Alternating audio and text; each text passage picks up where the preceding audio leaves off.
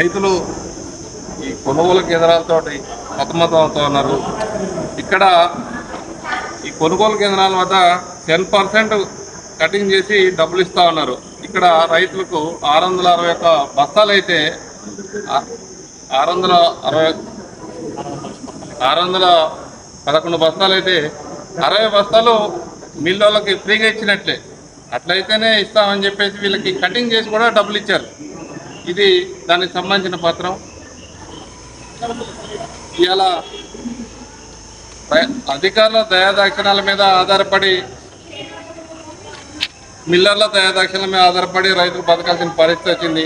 ఎంతో శ్రమ చేసి పంట పండిస్తే 60 బస్తాలు పుణ్యానికి ఇవ్వాల్సిన పరిస్థితి ఇలా నెలకొందా ఉంది.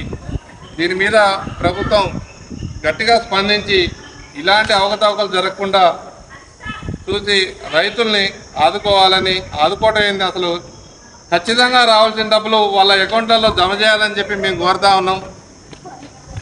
ఇంకా కళ్ళాల్లో చాలా దైన్యం మిగిలిపోయి ఉంది. ఈ 10% 10 బస్తాలకు బస్తా ఇస్తే కానీ వాళ్ళు మిల్లర్లు దింపుకొని పరిస్థితి నెలకొండా ఉంది.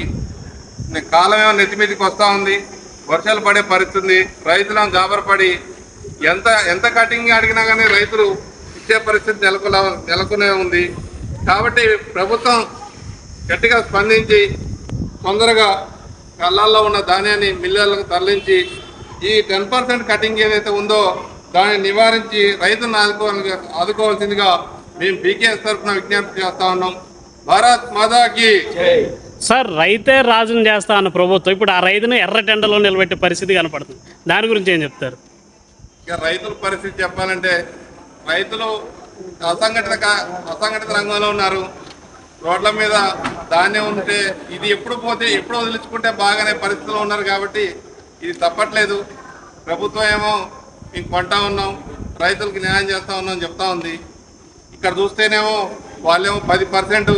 ఇంకా మొన్న పెద్ద గోపతిలో చూస్తే ఒక బస్తా ఖాళీ బస్తా కూడా 80 రూపాయలకు అమ్ముకున్న సంఘటన కూడా జరిగింది. ఒక ఖాళీ బస్తాకి 80 రూపాయలు వసూలు చేశారు. ఖాళీ బస్తా ఇచ్చినందుకు గాను. తర్వాత తరుగు కింద 10 బస్తాలకు బస్తా వాళ్ళకి ఫ్రీగా ఇవ్వాల్సిన పరిస్థితి ఉంది. రైతులు ఏం చేస్తారు? రైతులది ఏంటంటే పోనపడే పరిస్థితి ఉంది. ఎంతైనా వదిలించుకుందామని వచ్చేసి రైతుల పరిస్థితి ఏమో ఉంది. కళ్ళాల్లో రైతులు చచ్చిపోతా ఉన్నారు. ఈ వ్యవసాయం అసలే కుదేలైన పరిస్థితి. కొద్ది తెలియకల్లోడు కొద్ది చదువుకున్నాడు అయితే అసలు వ్యవసాయంకి వెళ్ళారు. అట్లా గుమ్మసాగిరి చేయడానికి 10 ఎకరాలు ఉన్నాడు కూడా గుమ్మసా చేయడానికి రెడీగా ఉన్నారు తప్పితే ఈ పరిస్థితి ఇట్లా ఉంటే వ్యవసాయం ఏం చేస్తారు? మరి రైతులకి గిట్టుబాటు ధర అంటున్నారా? అది వర్తించుతుందా లేదంటే ఈ బస్తాల రూపంలో దోచేస్తున్నారంటారా? ఇప్పుడు గిట్టుబాటు ధర ఉంది కాబట్టి వీళ్ళు పాపం ఆ ధర వస్తుందని రోడ్ల మీద నెలల తరబడి ఎదురు చూస్తారు. ఇక తీరా వచ్చేసరికి బస్తాకి 80 రూపాయలు, ఖాళీ బస్తాకి 80 రూపాయలు, కింటాకి 10%. అంటే 10 క్వింటాలు వేస్తే కింటా ధరకి ఇచ్చేయడానికి కూడా సిద్ధపడే పరిస్థితి వచ్చింది. కాబట్టి ఇది జరుగుతూ ఉంది. అంటే ఒకప్పుడు ప్రైవేట్ దళారులు దోచుకుంటున్నారనే ఉద్దేశంతో ప్రభుత్వానికి అప్పచెబితే ప్రభుత్వం ఇప్పుడు దోచుకునే పరిస్థితి కనపడుతుంది అంటారు. అంతేగా.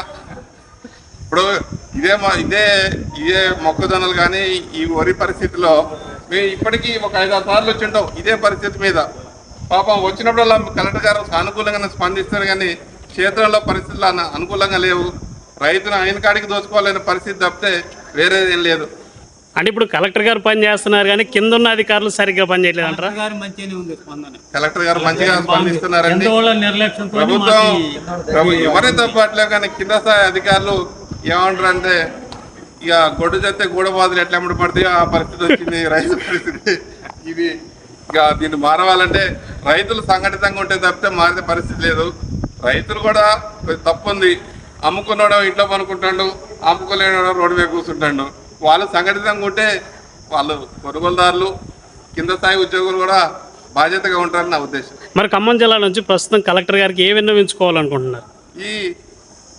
ఈ కింద స్థాయిలో అవకతవకలు, ఈ 10% కటింగ్లు అంటే కమిషన్లు అంటారా? వీటిని కమిషన్లు అంటారా?